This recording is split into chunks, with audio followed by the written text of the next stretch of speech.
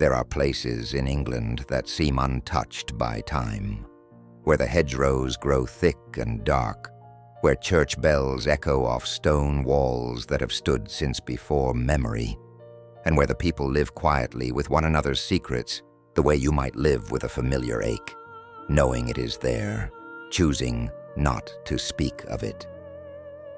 Thornfield Hollow was such a place.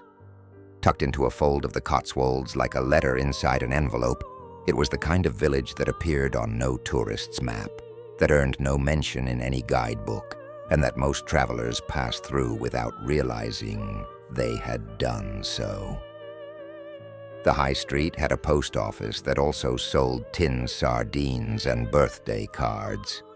There was a pub called the Marsh Lantern, a church of Norman origin, a clock tower that had told the wrong time since 1962, and a population of 211 souls who had, collectively, decided that the outside world was more trouble than it was worth. It was in this place that a man died on the night of the blood moon, and it was in this place that Miss Jane Marple, retired, elderly, sharp as a Sheffield blade, came to visit her young relative Cecily Vane, and instead found herself standing between a murderer and the truth. She had not gone looking for trouble. She rarely did.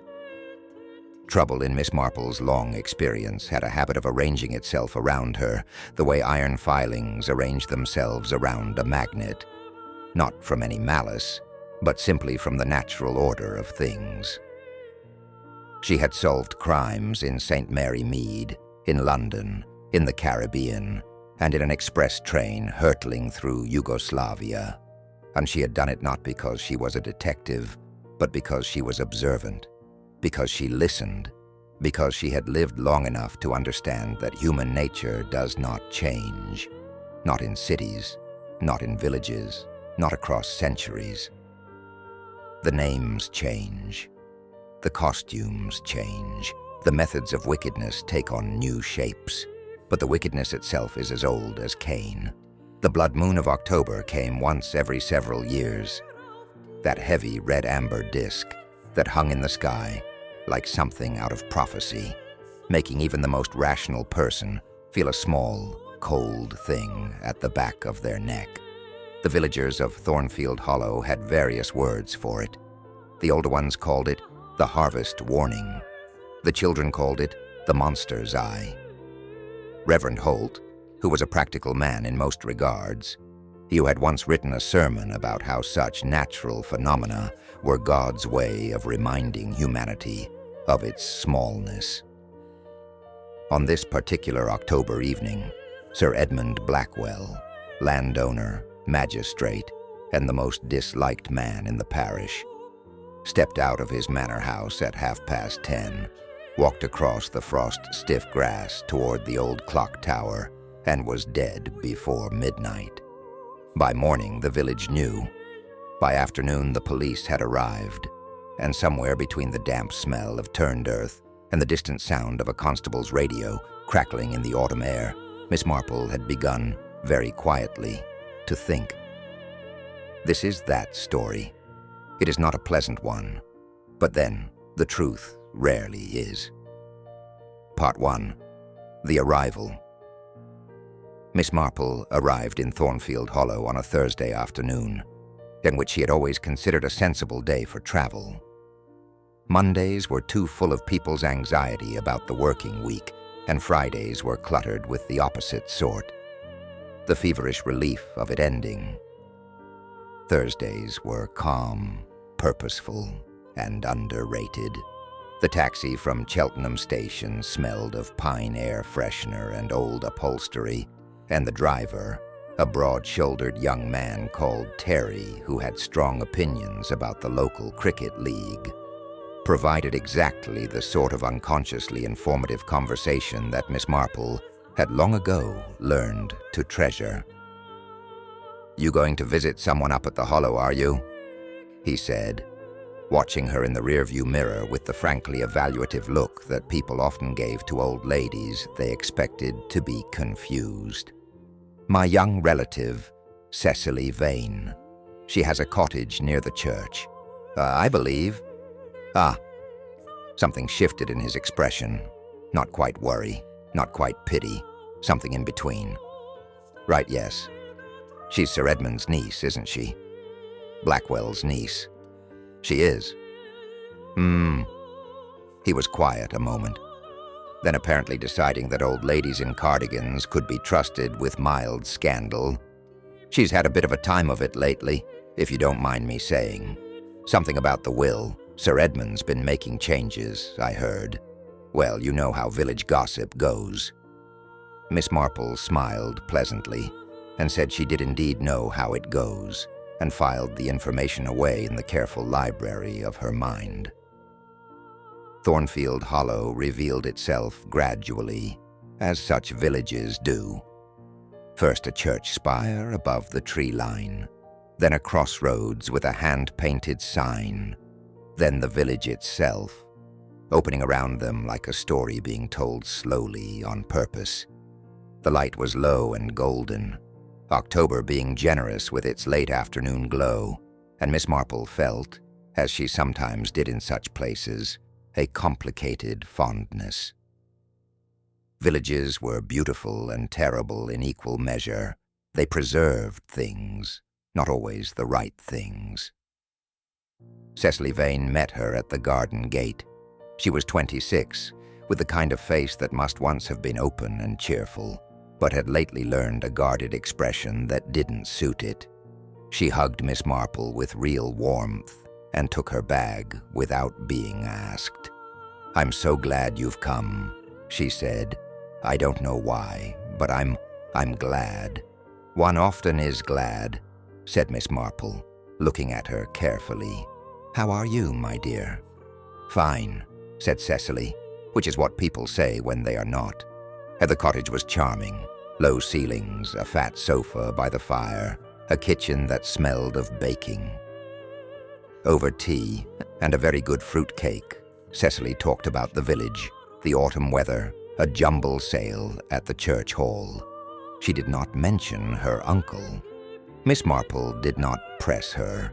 That evening, from the small window of her guest room, Miss Marple watched the sky turn an extraordinary color. The moon rose early, immense and blood-red in the October air, and sat above the rooftops of Thornfield Hollow like a lantern lit by someone with poor intentions. She looked at it for a long time. Something is about to happen, she thought, not with any dramatic sense of prophecy. She was not given to drama, but with the particular quiet certainty of someone who has stood at this kind of precipice before and recognized the feeling. Then she drew the curtains and went to bed at 10 o'clock. At 11:47 she was woken by the sound of a door banging open somewhere, and then a voice, raw and shocked, calling for help. She was up and dressed in 2 minutes. In 3, she was at the front gate. At the end of the lane, a figure was running. By morning, Sir Edmund Blackwell was dead.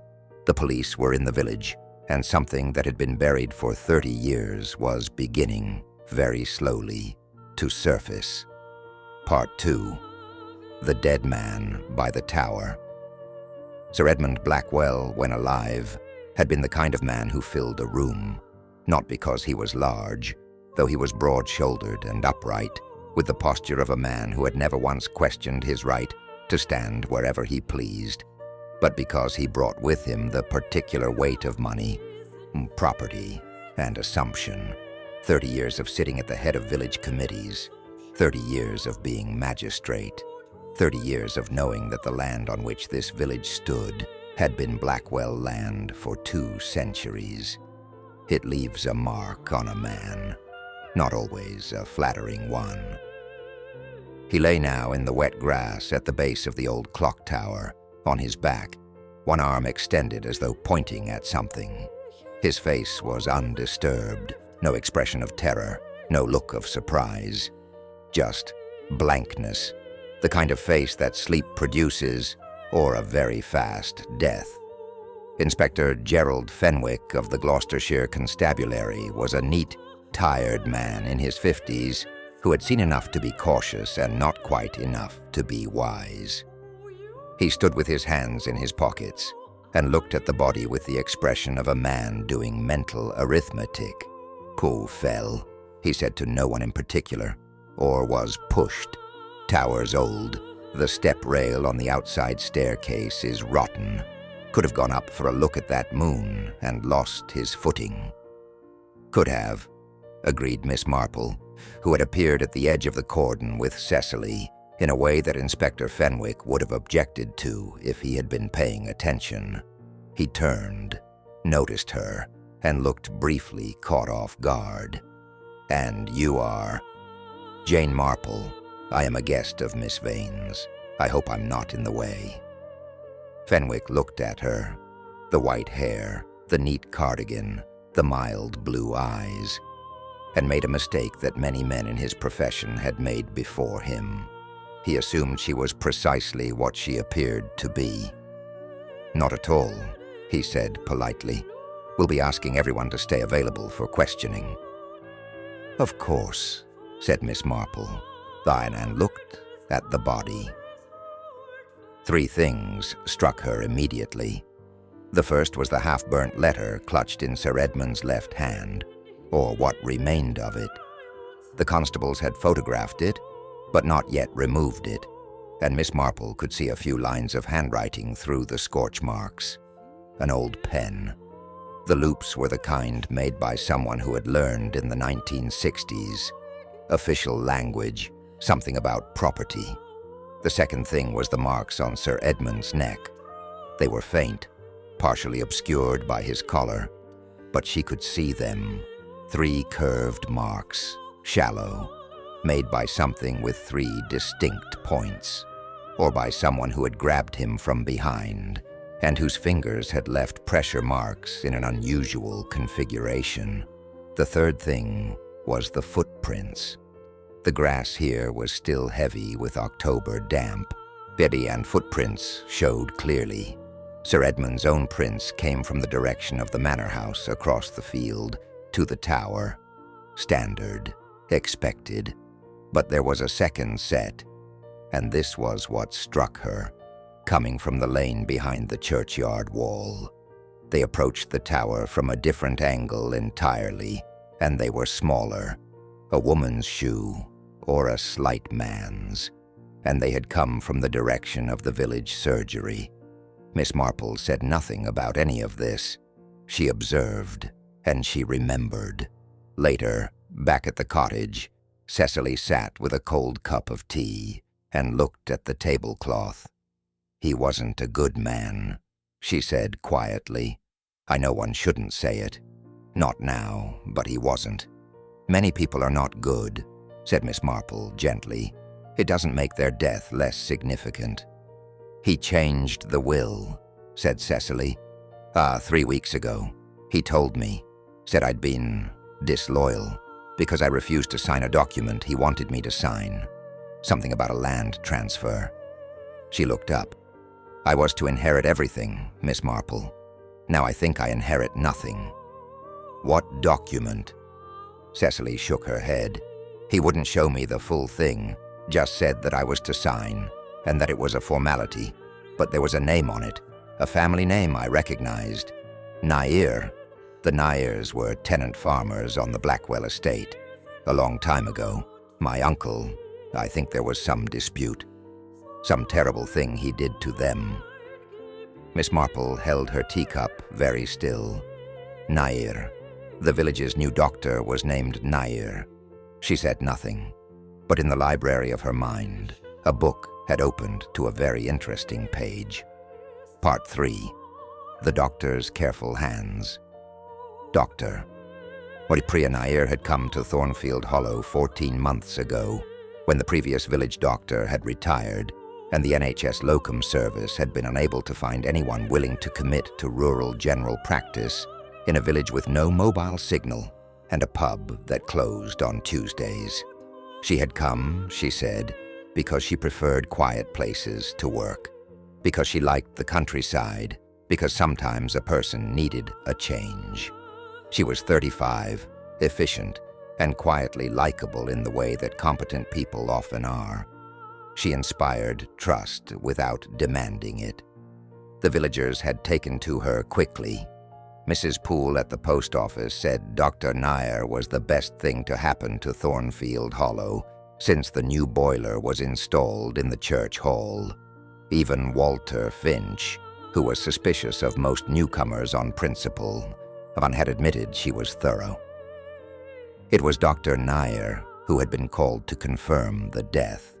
It was Dr. Nair who had filled out the preliminary examination report. And it was Dr. Nair who, in the clinical language of medicine, had noted, "No immediate evidence of foul play. Likely cardiac event, possibly following fall. Formal post-mortem recommended." Miss Marple read this report, which Cecily had been shown as next of kin, with great care. The language was correct, appropriate, precisely what a conscientious doctor would write. And yet, Miss Marple had once known a pharmacist in St. Mary Mead, a Mr. Hargreaves, very precise, very professional, who had made a small telling error in a prescription that had less to do with ignorance and more to do with covering something up. The error itself had been invisible to most eyes. But Miss Marple had noticed that he used the passive voice where an active voice would have been more natural. He had been distancing himself from the content of what he wrote. Dr. Nair's report used the passive voice throughout. Careful, distancing, technically impeccable. Miss Marple went to the surgery on Friday morning under the excellent pretext of her knee, which did genuinely ache in cold weather and required no fabrication whatsoever. Dr. Nair was seated behind her desk when the receptionist showed Miss Marple in. She looked up, and for just a fraction of a second, something moved across her face. Not guilt exactly, not fear, more like the expression of someone who has been waiting for something and has just received a sign that it has arrived. "Miss Marple," she said, "Cecily's relative. She mentioned you were coming." "She did. My knee has been troublesome." Miss Marple sat, smiled, and allowed the consultation to proceed. The knee was examined, competently, gently. A prescription was written, all of it real. As she was putting on her shoe, Miss Marple said with the mild, conversational tone of someone making small talk, "Dreadful business about Sir Edmund. Did you know him well?" A very slight pause. "As a patient, yes. He came in regularly. Blood pressure. He must have been a difficult man to treat," said Miss Marple. "He seemed the type who resisted advice. Many patients do." My young relative said something interesting, by the way, about the name Nair. Apparently there was some old connection to the Blackwell estate, a family called Nair who had land here years ago. There it was the pause was longer this time. Dr. Nair's hands, resting on the desk, were perfectly still, too still, in the way of someone making an effort. "Old village history," she said. "I wouldn't know about that." "No," said Miss Marple pleasantly. "Of course not." She left, walked slowly down the surgery path, and paused at the gate to look at the late-flowering roses that climbed the stone wall to her right. Among them, growing with quiet tenacity in the cold autumn air, was a small cluster of flowers she recognized, dark-leafed, pale-petaled, with a very distinctive three-pointed shape. Monkshood, also known as Aconitine napellus, one of the most potent botanical poisons known to medicine, growing directly outside the village doctor's surgery. Miss Marple touched one petal very lightly with the tip of one gloved finger. Oh dear, had she thought. Oh, the poor woman, and she meant it. She meant both things at once, the sorrow and the certainty, because in her long experience the two rarely came separately. Part 4. The Reverend's Silence. Reverend Thomas Holt was 71 years old. and he wore the face of a man who had made peace with his life, but remembered clearly the time before the peace. There were lines at the corners of his eyes that spoke of genuine laughter, and deeper lines at the corners of his mouth that spoke of the other kind. He had been vicar of St. Bartholomew's, Thornfield Hollow, for 22 years. Before that, and this was something the village knew vaguely but had never examined closely, he had been a land solicitor in Bristol. He had changed professions in his late 40s, entered the church, and never, publicly, Ollie explained why. Miss Marple found him in the churchyard on Friday afternoon, cutting back the ivy that had grown enthusiastically over the graves of the Blackwell family. 4 generations of them, all in a row, all with the same commanding-looking headstones that suggested money had been spent on them with the intention that it be noticed. "Miss Marple," he said, when she introduced herself. His eyes were intelligent, careful. "Cecily has spoken of you. She is very fond of you," said Miss Marple. "She tells me you have been a great support to her." Something in his expression softened, genuinely. "She is a good girl, better than she knows." He looked at the headstone he had been clearing. "Better than he deserved." He said it quietly, without looking up, as though he had not quite meant to say it aloud. "You did not grieve for him," said Miss Marple, equally quietly. A long pause. He laid his clippers down on the stone border. "I will pray for his soul," he said. "That is my calling, and I will do it faithfully. But grief is a more personal matter. It requires that something has been lost which was worth having." He looked at her then, directly. "He was not worth having, Miss Marple. I say that having known him for more than 20 years, and having carried the knowledge of what he did to a number of people who trusted him." "The Nyers," said Miss Marple. He went very still. "I am not here to cause trouble," she said gently. "I am trying to understand. There is a difference." He was quiet for a full minute. A robin landed on the nearby wall and regarded them both with bright indifference. "Suresh Nair," he said at last. He came to me as a solicitor, a long time ago now. He had a title deed to a small parcel of land, 12 acres outside the village, which his family had farmed on a long-term lease with certain rights of first purchase written into it. When the Blackwell estate decided to sell, Suresh Nair had the legal right to buy that land at below market value. He had a document proving it. He came to me for help enforcing that right. Holt's voice was steady, but his hands were not. "Edmund Blackwell came to me privately, not as a solicitor, you understand. He came as a friend, as a man who had on more than one occasion been helpful to my firm. He told me to lose the paperwork." "And did you?" said Miss Marple. The silence that followed was the heaviest she had heard in some time. "I misfiled it," he said.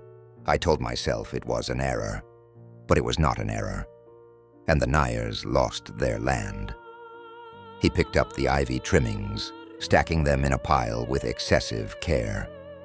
Suresh Nair died 3 years later. His wife followed.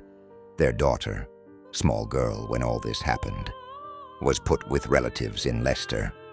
I have spent 20 years wondering what became of her. "She became a doctor," said Miss Marple. He turned to look at her. "She is your new Dr. Nair," said Miss Marple. "And I believe, though I cannot be certain yet, that she came here knowing that, which means she did not come here simply to practice medicine." Reverend Holt sat down heavily on the stone border, no longer caring about the damp. He looked old suddenly, the way people look when they are tired, not from today, but from 20 years ago. "I knew her face," he said softly. I told myself I was imagining it, the resemblance to her father. I am very good at telling myself I am imagining things. It is, I'm afraid, a skill I have practiced extensively. You must tell the police what you know, said Miss Marple. Yes, he said, I know. He looked at the Blackwell headstones.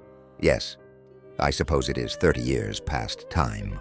He looked, she thought, not lighter for having said it, but no heavier. Sometimes that is the best that the truth can offer. Part 5. The Liar Who Loved His Master. Walter Finch had worked for Sir Edmund Blackwell for 31 years.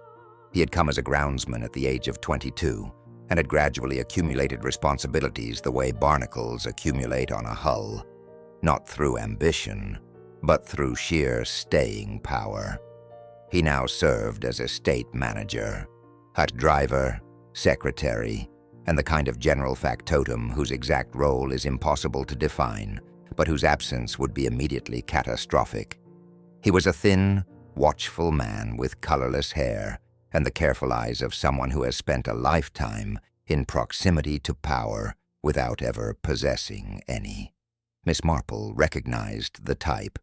She had known several such people in St. Mary Mead, loyal to the point of foolishness, capable of quite extraordinary self-deception in the service of that loyalty. She found him on Saturday morning at the manor house, where he was in the process of sorting through Sir Edmund's desk with the mechanical efficiency of someone doing something terrible because someone has to, and they have been doing terrible things for someone else their whole life. I shan't keep you long, said Miss Marple, now who had been admitted because Cecily, as provisional next of kin, had that right, and because Miss Marple had come with her, and no one had thought to say she couldn't. Walter Finch looked at her without expression. You are the old lady from the cottage, Miss Vane's relation. I am. I am also simply interested. I hope you will forgive an old woman's curiosity. She looked at the desk. He had a letter he took with him that night, half burnt. Were you aware of it? Something moved in his face. He looked back at the drawer he was sorting. I don't know about that. I think you do, said Miss Marple pleasantly. I think that Sir Edmund received that letter earlier in the evening, and I think he showed it to you, or you saw it, because he almost certainly discussed most things with you. He trusted you. A long pause. Oh, he depended on me, said Finch with care. It's not quite the same thing. No, agreed Miss Marple, it's not. But it means you would know about the letter. Another silence, this one with a different quality. The silence of a man deciding how much truth he can afford. It was a letter from the solicitors in Cheltenham, he said at last, about an old claim. Someone had filed a request, legal terminology for it, claiming a historical right to parcel of land on the estate, filed through a legal advocacy group. He paused. The claim was made under the name of Priya Nair, daughter of the late Suresh Nair. It had been filed 6 months ago. The solicitors had been slow to inform Sir Edmund. And he was angry, said Miss Marple. He was... Finch stopped. He was frightened, he said, and seemed surprised to hear himself say it. But I had not seen him frightened before. Not genuinely. He read that letter, and he became very quiet, and then he said, She is here, in the village. She has been here all along. And I said, Who? And he said, The girl, the Nair girl. Did he say what he intended to do? He said he was going to go and speak to her. I told him to wait, that it was too late in the evening, that he should call the solicitors first. He wouldn't hear it. Finch's hands had gone still on the papers. He took the letter and went out. He said he was going by way of the tower. He often walked there when he was thinking. Said the clock tower cleared his head. And did he often walk there at night? Sometimes. It was his land. He went where he wanted, when he wanted. A pause. I should have gone with him, Finch said quietly. I have thought about it. I knew something was wrong. I knew his mood. I should have gone with him. Miss Marple looked at him carefully. There was genuine grief there, the complicated, unsatisfying kind that comes from loving someone you knew was not lovable, and losing them before you could stop loving them. The wrong time and the wrong hour were his choices, she said, not yours. That is very kind, said Finch, who did not look as though he believed her. She left him there among the papers of a dead man, and walked back down the Manor Drive in the thin Saturday sun, and thought about the shape of the thing she was now seeing. A man who had spent 30 years doing wrong, receiving one night a letter from the wrong he had done. A loyal servant who had tried to stop him and failed. A doctor with a poison growing at her gate. And somewhere in the middle, a letter with a deed, a truth, and 30 years of damage. Part 6. The Things That Are Not Said. Cecily Vane had never told anyone about the night she went to her uncle's study and found the box.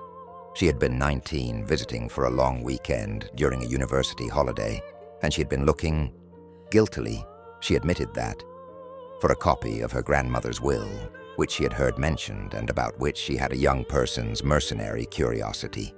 She had not found it. What she had found, in a locked tin box that she had opened with a hairpin the way her university roommate had taught her, was a collection of documents relating to land transactions conducted in the 1990s. She had not understood all of it, and she had been 19 and studying art history, and legal language was not her strength. But she had understood enough. She had understood that some of those transactions involved people being removed from land they had farmed for generations.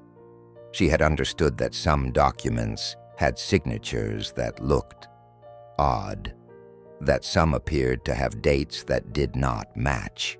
And she had understood, most clearly of all, that her uncle had seen her when she returned the box and closed the drawer, and that he had never said a single word about it.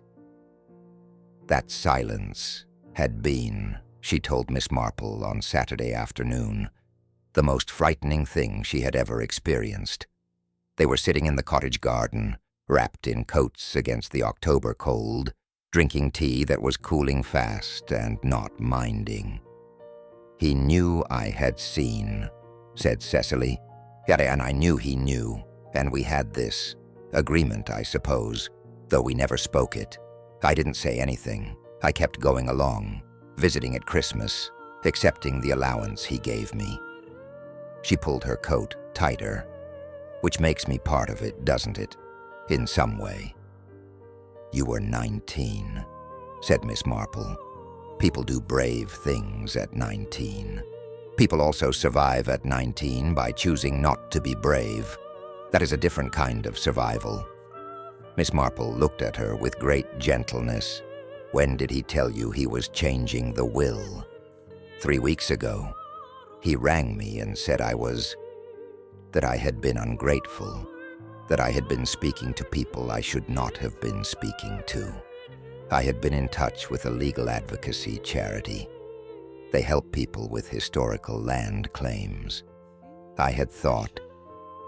She stopped. I had thought that perhaps I could do something useful with what I knew, something that might help whoever had been harmed by what was in those documents. "You had been in touch with the people representing Priya Nair's claim," said Miss Marple. Cecily stared at her. "How did you—" "It is a small village," said Miss Marple, which was not entirely an answer, and people who share a secret have a way of orbiting each other, even without meaning to. Cecily looked down at her tea. "He found out I had spoken to someone. He was livid. He said I was betraying the family, that I had no understanding of how these things worked, that what happened in the 90s was legal and proper, and that I should keep my nose out of things I didn't understand." "Did you believe him?" "No," said Cecily, simply. "I haven't believed him about anything for a long time. And Dr. Nair, did you know who she was?" "Not at first, but I began to suspect, about 6 months after she arrived. Something about the way she looked at certain things. The manor house, the East Field. She would drive past it sometimes. I saw her once from the bus, slowing down, just looking." Cecily paused. I didn't say anything to her. I thought perhaps I was wrong. And then I thought, if I'm not wrong, then whatever she is doing is her own matter, and I have no right to interfere. "Were you afraid of her?" Cecily thought about this honestly, which Miss Marple appreciated. "No," she said at last. "I wasn't afraid of her. I was afraid of what I might have to do if I acknowledged who she was." Said Miss Marple. She held her cooling teacup and thought about that. About the elaborate avoidances that human beings construct to spare themselves from action. She thought, not for the first time, that cowardice and kindness often wore each other's clothing, and that it was one of the more exhausting puzzles in life to tell them apart. She also thought about poisons that work slowly and leave almost no trace, and about doctors who know exactly what they are doing, and about how much a person can carry before something breaks. Part 7. Agatha Wren and the Memory That Mattered. Agatha Wren was 84 and had delivered milk in Thornfield Hollow for 46 of those years before her son had persuaded her to stop. She now delivered opinions instead, with equal regularity and rather more volume. She lived in a small house at the edge of the village that was so thoroughly occupied by cats, 7 of them named after flowers, that it was difficult to find a surface on which to sit down. But the tea she made was excellent, and her mind was, as Miss Marple had suspected it might be, absolutely intact. Miss Marple had a theory, borne out by many years of observation, that the most useful witnesses to any event were rarely the ones the police interviewed first. The police looked for the people who were present at the critical moment. Miss Marple preferred to look for the people who had been present for a very long time. "You've lived here your whole life," said Miss Marple, accepting a cup and relocating a tabby cat called Peony. "Born in this house. The old doctor delivered me, not the new girl, the one before. Old doctor, a marsh." Agatha Wren settled herself with the satisfaction of someone for whom settling into a chair is a completed art form. "I know everything that goes on in this village, Miss Marple. I expect you know that, or you wouldn't be here." "I had hoped as much," said Miss Marple, smiling. "I would like to ask you something about the night of the blood moon, if I may." "I was awake," said Agatha Wren immediately. "I don't sleep much these days, which is either a blessing or a curse, depending on what's happening. I was at this window from about 11. I like to look at the moon, always have. And I saw 2 things worth mentioning, neither of which that inspector fellow thought to ask me about." Miss Marple leaned forward very slightly. "First thing, Walter Finch. I saw him go down the lane at about 11, walking fast. He headed towards the manor side. He came back about 20 minutes later, walking different, slower, sort of collapsed in himself. I thought he might be ill, but he let himself in and the lights came on, and that was that." "And the second thing?" Agatha Wren stroked the cat called Iris with deliberate care. "The doctor, Dr. Nair. Now, Pom, before you jump to conclusions, I saw her from behind and at a distance, and I couldn't swear to it in a court.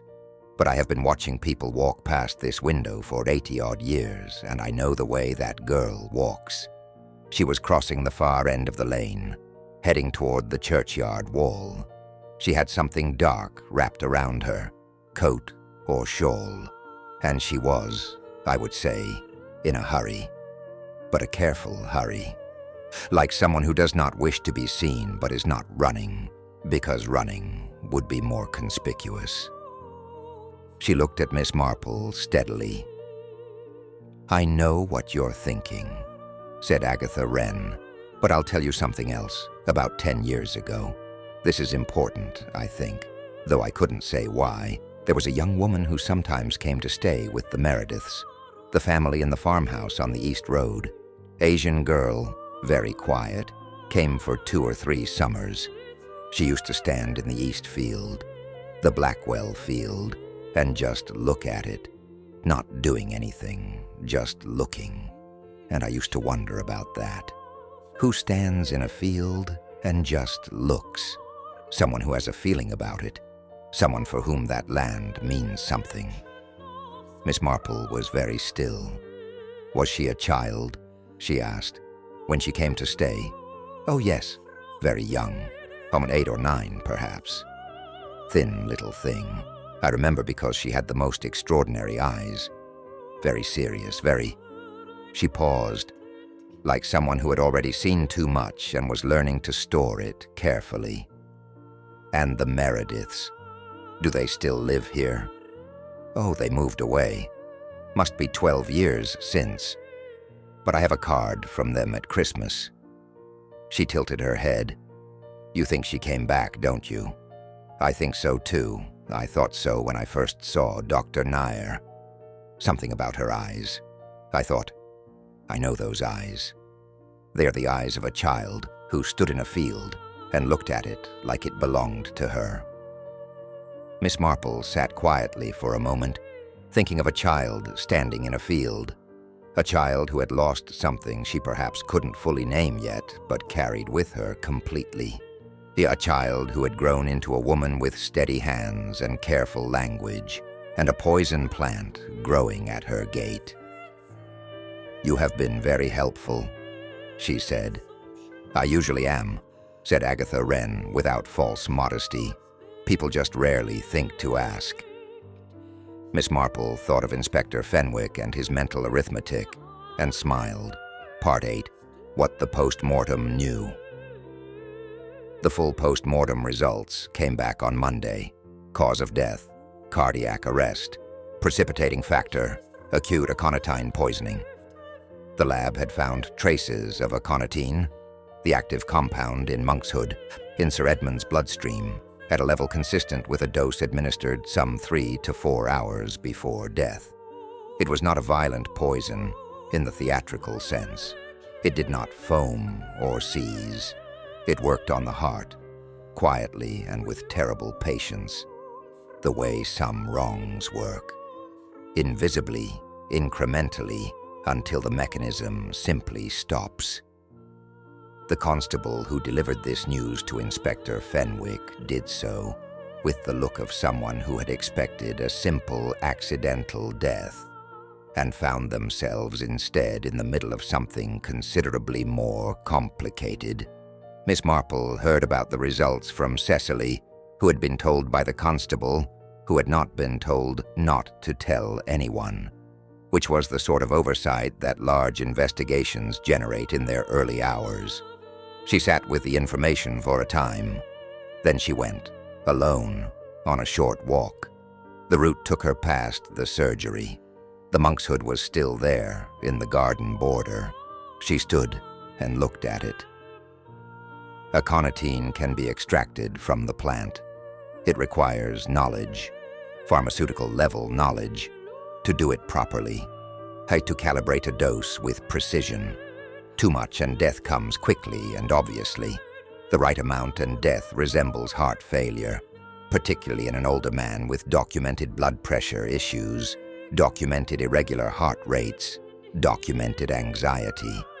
A doctor who treated that man, who knew his cardiac profile, who had access to his medication records, and therefore to the baseline against which any anomaly would be measured, who wrote the initial report which had noted, carefully, precisely, technically, all the correct observations while omitting one: the smell. Aconitine, in concentrated doses, leaves a faint, specific smell, bitter, particular. A doctor who knew what she was looking for might detect it. A doctor who was looking for reasons not to detect it might not. Miss Marple was not angry. She was not even exactly sad. She was in the grip of that particular feeling she had come to know well, the feeling of understanding something completely and wishing in some quiet corner of herself that she did not. Because she understood Priya Nair. She did not excuse what she had done, but she understood it, the weight of it, the source of it, the terrible loneliness of growing up carrying an injustice that no one around you could see, the land that should have been your father's, the life that should have been possible, that was instead harder than it needed to be, because one man had made one calculation and filed one piece of paper incorrectly and then spent 30 years not thinking about it. She thought about the letter in Sir Edmund's hand. She thought about what had happened by the tower. She thought about what it must have been like. For both of them, actually. That encounter in the dark, under a blood moon, with 30 years of damage between them. She turned and walked back to the cottage, and she thought as she walked, "It is not my decision whether to go to the police. The truth belongs to the dead man and to the justice system and to the world, not to me. What I can do, what I have always done, is make the truth visible. What happens to it after that is for others to decide." But she thought also, and this she would not say aloud to anyone, she thought she only wanted her father's letter back. She only wanted the deed. She wanted what was already hers. And when he threatened her, when he said that he would have her dismissed, have her investigated, have her ruined, more as he had ruined the others, she did something terrible. She did something irreversible, and she will have to carry it forever. The blood moon had gone. The sky was gray and ordinary in its place, and Miss Marple, 78 years old, walked home through a village that did not yet know what it contained. Part 9. The truth comes to the surface. Miss Marple went to Inspector Fenwick on Tuesday morning. She had, as was her habit, prepared carefully. She had written out her reasoning in a small notebook, not because she needed the notes, but because writing a thing down forces you to be honest about the gaps in it. She looked at her notes and found very few gaps. She had requested that Inspector Fenwick meet her in the village hall rather than the police station, on the grounds that it would be more convenient for her knee, which was a polite fiction that he accepted. The truth was that she wished to be somewhere that felt neutral, not a house where someone lived, not a police environment that might cause the key person to harden. She had also requested that Cecily be there, and Reverend Holt, and Walter Finch, and because the truth required a witness who had not been part of its origins, she had asked Agatha Wren. She had not asked Dr. Priya Nair, but she had spoken to her briefly that morning. She had found her at the surgery before patients arrived. The consulting room had the smell of clean surfaces and quiet competence. Dr. Nair had been standing by the window when Miss Marple came in. "You know," said Dr. Nair. She did not make it a question. "Yes," said Miss Marple. A long silence. The light was thin and morning pale. "I went there that night," said Dr. Nair, "because I knew he had received the solicitor's letter. I had contacts at the advocacy service, and I knew the timing. I thought I needed to speak to him. I needed him to understand." She stopped. She pressed her lips together. "He knew who I was the moment he saw me. He wasn't surprised. He had suspected, I think, for some time. And he wasn't sorry. He laughed. He said that the claim would be thrown out, that the documentation was gone, that there was nothing I could prove. that I should be grateful for what I had managed to make of myself, given where I had come from. Her voice was steady, but her hands were not. He said my father had been a fool who did not understand how things worked. Miss Marple said nothing. I had the aconitine in a small vial in my coat pocket, said Dr. Nair. I had been carrying it for 2 months. I had told myself 100 times that I was not going to use it, that I had come here only for the letter, only for the deed, that I would get it through legal means. She looked out the window. When he laughed and called my father a fool, I had carried that letter in my mind for 30 years. I had carried my father's face the day he understood he had lost the land. I gave him the aconitine. I put it in the flask he carried. He always had a flask when he walked in the cold. He did not notice. He was too busy threatening me. And then, said Miss Marple gently, he walked away from me, toward the tower. I waited until he was gone. Then I went back to the surgery by the lane, through the churchyard wall. She paused. The marks on his neck. He grabbed my arm when he was threatening me. I pushed him back. That is what made them. You have the deed? He had it with him. He was holding the letter from the solicitors, the one that referenced the original deed. He dropped it when he grabbed my arm. I retrieved it. The original deed, the actual document from 1994, is locked in the surgery. I found it. In this village, in this post. He kept it. All these years, he kept it. I think he kept it because throwing it away would have made it real. Miss Marple was quiet for a moment. You must tell the inspector what you have told me, she said. You know that. Yes, said Dr. Nair. I know that. She had the look of someone who has set something down that they have been carrying for a very long time. Not lighter. It does not work that way. But different. As though whatever came next would at least be real. At the village hall, Inspector Fenwick listened to Miss Marple for 40 minutes. He was not, to his credit, the kind of policeman who cannot revise his conclusions. He asked sharp questions. He took careful notes. He was, she thought, better than he had seemed. When she finished, he sat for a moment. Then he said, How did you know to look at the doctor? The footprints, said Miss Marple. They came from the direction of the surgery, and the initial report used passive constructions throughout. Someone who wrote a report about a death they themselves had caused would naturally distance their language from the content. It is a very human instinct. She paused. And there was the monkshood. The what? The flower in her garden border. Aconitine, and the lab confirmed aconitine in the blood. It is not a commonly known poison to lay people, but it is precisely what a physician who treated a patient with known heart conditions would consider, if they wished to make a death look natural. She folded her hands. Beyond that, the name. Cecily mentioned a connection between the Blackwell estate and a family called Nair. When the new doctor happened to share that name, it seemed rather pointed. Fenwick looked at her. You made all that from a name and some flowers.